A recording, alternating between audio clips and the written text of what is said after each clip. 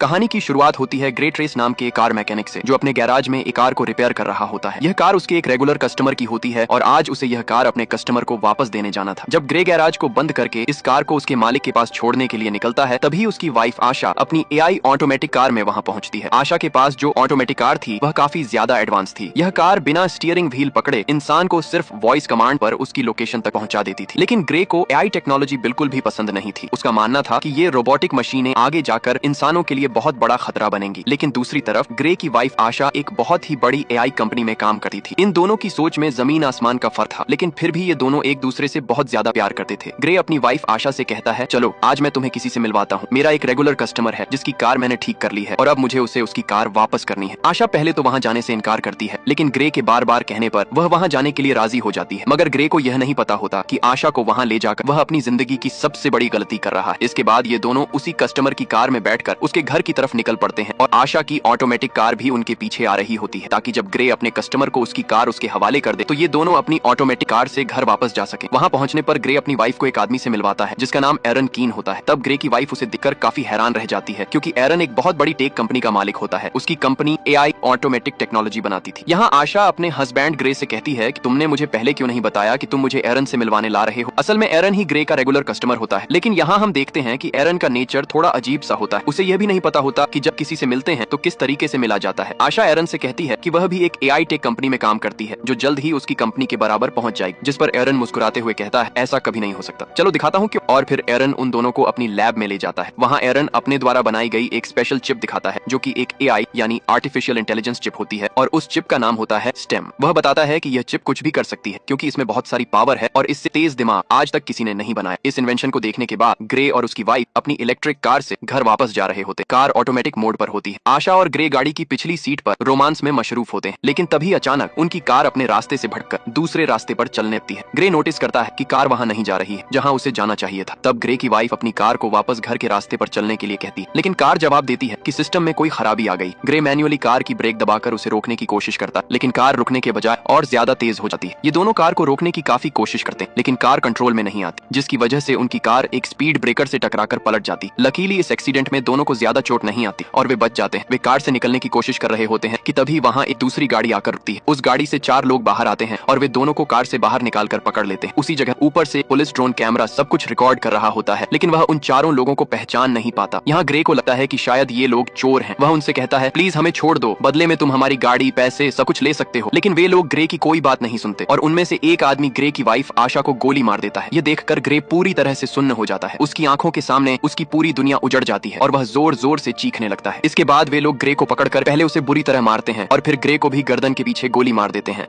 वे grey और आशा का सारा सामान चोरी करके वहां से चले जाते हैं। ग्रे की सांसें अभी भी चल रही होती हैं और वह अपनी आंखों के सामने अपनी वाइफ को तड़पते हुए देख रहा होता है, लेकिन ग्रे कुछ भी नहीं कर पाता क्योंकि उसकी बॉडी का कोई भी पार्ट हिल नहीं पा रहा होता। और फिर ग्रे की आंखों के सामने ही उसकी वाइफ की मौत हो जाती है। कुछ देर बाद वहाँ पुलिस पहुंचती है। वे आशा की बॉडी को पोस्टमार्टम के लिए भेज देते हैं और ग्रे को हॉस्पिटल में एडमिट कर देते हैं। हॉस्पिटल में 3 महीनों तक इलाज चलने के बाद ग्रे की जान तो बच जाती है, लेकिन अब वह चलने के काबिल नहीं रहता। गर्दन के नीचे गोली लगने की वजह से उसका स्पाइनल कॉर्ड पूरी तरह डैमेज हो चुका होता है। कंधे से नीचे उसका पूरा शरीर पैरालाइज हो जाता है। 3 महीनों बाद ग्रे को घर वापस लाया जाता है। अब ग्रे व्हील चेयर पर होता है क्योंकि उसके सिर के अलावा पूरी बॉडी बेजान हो चुकी होती है। ग्रे अब कोई काम नहीं कर सकता था, इसलिए उसके घर पर एक रोबोटिक मशीन होती है जो उसका सारा काम करती है और उसकी माँ उसका ख्याल रखती है। लेकिन ग्रे के लिए अब जिंदगी एक बोझ बन चुकी होती है। उन 4 किलर्स ने न सिर्फ उसकी वाइफ को मार दिया था, बल्कि उसकी पूरी जिंदगी भी तबाह कर दी थी। ग्रे बदले की आग में जल रहा होता है। उसके पास अब सिर्फ एक ही उम्मीद बची होती है जिसके सहारे वह जिंदा रहता है। वह अपनी वाइफ के किलर्स को जल्द से जल्द जेल की सलाखों के पीछे देखना चाहता होता है। इसी वजह से वह पुलिस स्टेशन जाता है। वहाँ ग्रे पुलिस से अपनी वाइफ के किलर्स के बारे में पूछता है। डिटेक्टिव उसे बताती है कि अभी तक किसी का भी कोई सुराग नहीं मिला है। पुलिस का ड्रोन कैमरा उस वक्त वहां मौजूद था, लेकिन फुटेज धुंधली होने की वजह से कातिलों की पहचान नहीं हो पाई है और पुलिस अभी और इन्वेस्टिगेशन कर रही है। ये सुनकर ग्रे काफी ज्यादा डिसपॉइंट हो जाता है क्योंकि काफी समय से वह पुलिस से यही सुनता आ रहा होता है कि हम इन्वेस्टिगेशन कर रहे हैं। अब ग्रे पूरी तरह से हिम्मत हार चुका होता है और वह इस तरह से जीना नहीं चाहता। उसे लगने लगता है कि उसकी उम्मीद अधूरी रह जाएगी और पुलिस कभी भी उसकी वाइफ के कातिलों को नहीं पकड़ पाएगी। इसी वजह से ग्रे आत्महत्या करने का फैसला करता है। वह घर में मौजूद रोबोट मशीन की मदद से दवाइयों का ओवरडोज ले लेता है, जिससे वह बेहोश हो जाता है। लेकिन उसके घर पर लगा एआई सिस्टम वक्त रहते एम्बुलेंस को कॉल कर देता है और ग्रे की जान बच जाती है। यहीं ग्रे से मिलने उसका वही रेगुलर कस्टमर एरन कीन आता है। वह ग्रे से कहता है कि उसे उसकी हालत देखकर बहुत बुरा लग रहा है। एरन ग्रे को दोबारा अपने पैरों पर खड़ा होकर जीने की उम्मीद देता है और कहता है, ग्रे, क्या तुम्हें याद है मैंने तुम्हें एक बार एक पावरफुल एआई चिप दिखाई थी? अगर मैं उसे तुम्हारी बॉडी के अंदर लगा दूं तो तुम एक बार फिर से चलने के काबिल हो जाओगे और पहले से भी ज्यादा पावरफुल बन जाओगे। लेकिन ग्रे एरन की इस ऑफर को ठुकरा देता है और कहता है कि अब वह यह जिंदगी नहीं जीना चाहता। तब एरन उससे कहता है, सोच लो ग्रे, ये चिप तुम्हारी वाइफ को तो जिंदा नहीं कर सकती, लेकिन तुम्हें एक बार फिर से जीने का मौका जरूर दे सकती है। अगर तुम्हारी वाइफ भी जिंदा होती तो वह भी यही चाहती। एरन की यह बात ग्रे के दिमाग को अंदर तक छू जाती है। ग्रे सोचने लगता है कि अगर वह ठीक हो गया तो अपनी वाइफ का बदला जरूर ले सकेगा। इसी वजह से वह एरन की बात मान जाता है। अब यहाँ हमें पता चलता है कि एरन को ग्रे से कोई हमदर्दी नहीं होती। वह बस ग्रे के पास अपने मकसद के लिए आया होता है, क्योंकि वह अपनी एआई चिप को किसी इंसान की बॉडी में इंसर्ट करके टेस्ट करना चाहता था। वह यह चेक करना चाहता था कि उसका इन्वेंशन सच में सक्सेसफुल है या नहीं। इसी वजह से एरन चोरी छिपे ग्रे की बॉडी में चिप डालकर एक्सपेरिमेंट करना चाहता था, क्योंकि गवर्नमेंट इस तरह के एक्सपेरिमेंट्स करने की इजाजत नहीं देती। अगले सीन में हम देखते हैं कि एरन अपने घर में ग्रे की बॉडी पर एक्सपेरिमेंट कर रहा होता है। यहाँ ग्रे की स्पाइनल कॉर्ड में वह चिप इम्प्लांट की जाती है। ये चिप सीधे ग्रे के दिमाग से कनेक्ट हो जाती है। ऑपरेशन के कुछ घंटों बाद ग्रे को होश आता है। डॉक्टर उसके हाथ और पैरों को मूव करने की कोशिश करती है और यह चेक करती है कि क्या ग्रे अब अपने हाथ और पैरों को महसूस कर पा रहा है या नहीं। ग्रे की हालत देखकर वहां मौजूद लोग समझने लगते हैं कि शायद चिप ने ग्रे की बॉडी पर कोई असर नहीं किया। एरन बहुत ज्यादा मायूस हो जाता है,